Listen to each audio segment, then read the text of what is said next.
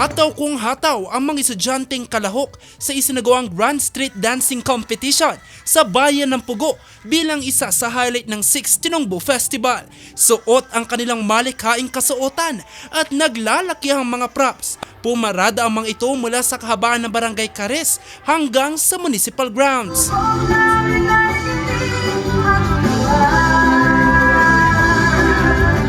Bagamat tirik ang araw, nagpatalbugan pa rin ang 6 na kalahok. Ang mga manonood, todo naman ang paghiyaw at pagsuporta sa mga kalahok. Isa na dito si Nanay Erlinda na bitbit ang kanyang cellphone para makunan ng litrato ang kanyang apo na isa sa mga kalahok ngayong taon. Maganda. Kaya ngayon lang ako namiyas na rin sa Pugo. Pagdating sa municipal grounds, ipinakita ng lahat ng kalahok ang kanilang 5 minutong sayaw tungkol sa kasaysayan at kultura ng bayan, gaya ng kalahok na ito kung saan ikwento ang pagtitinongbo sa bayan.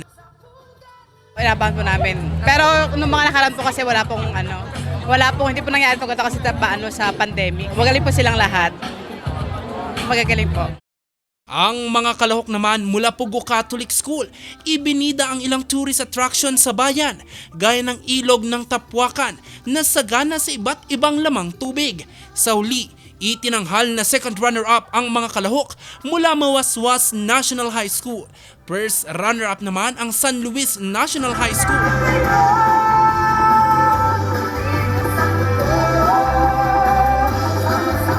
At ang itinanghal na kampyon ngayong taon, ang mga kalahok mula sa Pugo Catholic School na ikalimang beses na maging kampyon sa Patimpalak. Contingent number 4!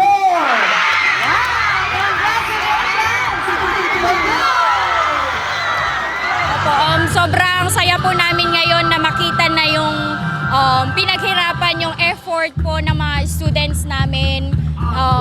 Grabe, sobrang saya po. Wala po akong masabi. Sobrang saya ko po ngayong araw na to. Sobrang nakaka-fulfill po talaga na i-perform namin ng maayos yung sayaw and ang saya po talaga sobrang ang gaan sa loob.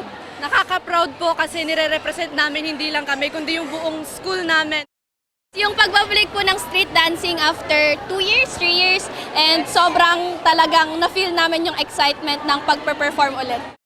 Hangad ng aktibidad na mapanatiling buhay ang pagkakaisa, pagtutulungan at pagmamahal ng mga Pugueños sa kanilang bayan. Happy Desa! Hey! Timbo!